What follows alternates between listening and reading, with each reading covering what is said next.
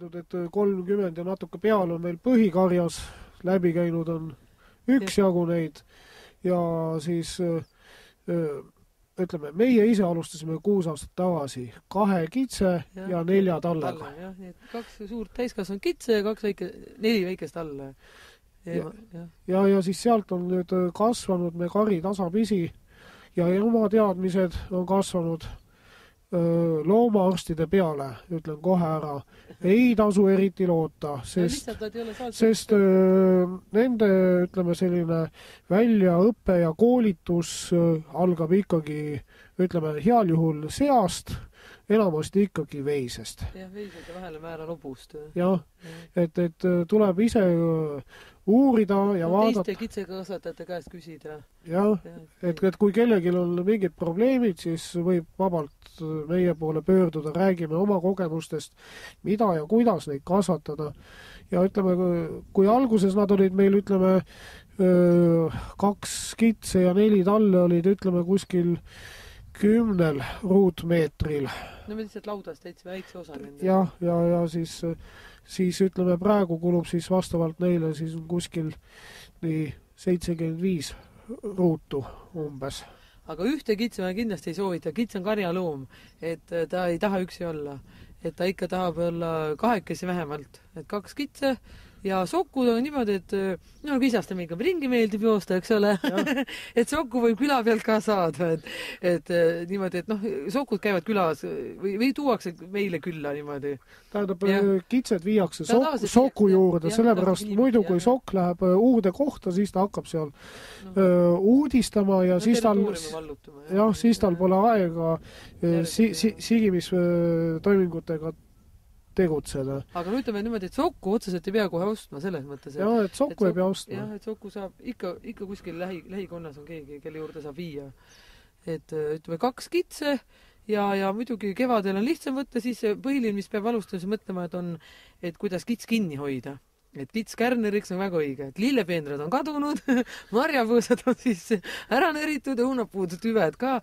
Et kindlasti peab selgeks tegema, et kas kits jääb ketti või on selline korralik kõrgeaed, et kus ta kinni hoida. Et see on nagu esimene punkt, me peab läbi mõtlema. Et kas on võimalust panna aeda või siis jääb hädavariant siis see ketis. Ja edasi siis kindlasti, et suve jooksul siis heina teha, aga meie alustasime alguses vikatiga, ei ilma mingi traktorita, vikatiga, käsitsi riisusi me tegime, et esimese aasta heina tegime üldse niimoodi.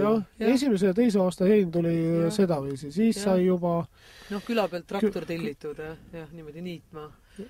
Ja nüüd on meil endal on üks vana küll, aga siiski liikuv ja töötav traktor olemas. Ühe kitse jaoks talveks oleks vaja kuskil, võtame varuga. Teinekord võib kevad venida või sügis varem alata selline külm periood, kus nad enam väljas õues käies sööta ei saa, siis ütleme 400–500 kilo talveperioodiks. Aga kui on kuskil võsa ligida, siis võib alati minna teha kasevihtasi, kuusevihtasi, paju, jah, leppa mitte, leppa näeb piima kinni. Leppa mitte, aga ütleme seal kõige pihlakat, mida läheduses on, võib teha vihtasi koguda, et see on... Kasel nad koort ei söö. Ei, koort mitte, aga... Nad söövad lehti, aga muudel puudel kuusk, mänd, seal kuusel ja mällil nad söövad ka koore okste pealt ära, okastele lisaks. Ja ütleme, paju on nendel seedimisele vajalik, et seedimine oleks korras. Ja ütleme, kui juhtub, et läheb mingil põhjusel läheb kõht lahti loomadel, siis on väga hea asi on tamm. Tamme oksad, tamme vihad, tamme koor. Et see on nende seedimisele, kui on korrast ära, siis super ravim. Ja kui on aiamaa nurgake, siis sööda peeti maha. Suhkrupeeti seemet on raskem saada, aga ütleme ka seda, pool suhkrupeeti. Pool suhkrupeet või suhkrupeet on nendel lemmik. Lemmik ja see hoiab ka piima kauem. Ja silo on selline, et võib, aga see ei ole nii esmatähtis. Ja kaera võib-olla keegi kuskil kasvatab siis kaer hoiab karva korras ja seedimise korras. Jah, aga ütleme, et meil oli tegelikult esimene talv ikkagi ainult heina peal, et me ei teadnud ka, mida peaks kus mida, ega me ei pannud ju maha, ei pannud, jah. Et oli hein ja siis vihad, mis me jõudsime siis teha.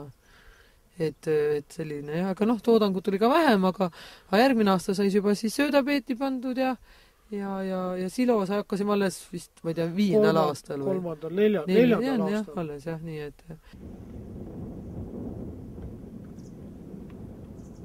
Õuntega on see, et õunad vähesel määral, väga ja kartul on sellised asjad, et kui tahta teha kohupiima või juustu, siis õun ja kartul rikuvad piima ära. No sellepärast, et maitset ei riku, aga juust võis hästi teha. Juust ja kohupiim ei tule korralikud. Et tuleb mingisugune asi tuleb küll välja, aga midagi ta rikub, ma ei tea.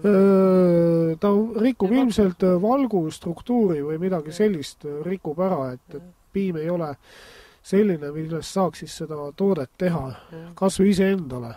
Ja vahemärkus ma tahan seda öelda, et juust kui selline on üldse ikkagi tuli kitsepiimast, sellepärast, et karjused läksid siis maost tehti ju kotid, sellised karjuse kotid ja läks siis sinna lüpsti piim sisse ja siis edasi ta käis sai piima juua, aga ükskord oli siis karjus jäänud magama päikse kätte ja kott ka selle piimaga ja kuidas siis lõpuks selle aastas, siis oli see piim läinud seal selliseks mingiks moodustiseks ja tükki, tükki, sest et algselt ju tehtigi juustu kas siis vasika või ennem siis kitse, eks ole, talle maost. Magupulber kuivatati ära, tehti pulbriks ja seda lisati siis piimale, et saaks siis seda, et ta laapuks, juustu teha saaks, jah. Nii et jah, juust kui selline on algselt üldsegi kitsedelt. Ja kitsed ju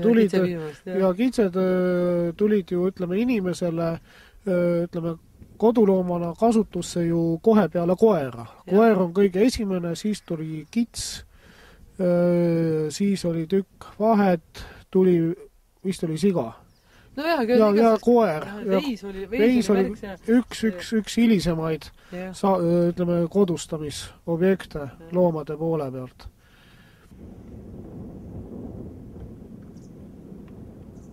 Ja ütleme, kui nüüd sokk on käinud külas, või õigemini teie olete sokul oma kitsega külas käinud, siis 150 päeva pärast siis on oodata tallesid tuleb 1, 2, vahest ka 3, aga siis on nad juba nõrgemad.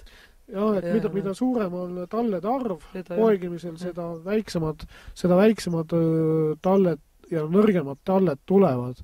Ideaalne on 2 talle, siis on nendel omavahel mängida, kepselda, aga kui tuleb 1 tall, siis see tall tuleb väga jõuline, tugev, et tema pärast ei ole vaja nagu siis eraldi muretseda. Ta käib ise isakallal joomas ja siis hoolitseb oma mammaga selle eest, et teie ei saaks eriti palju just sealt piima.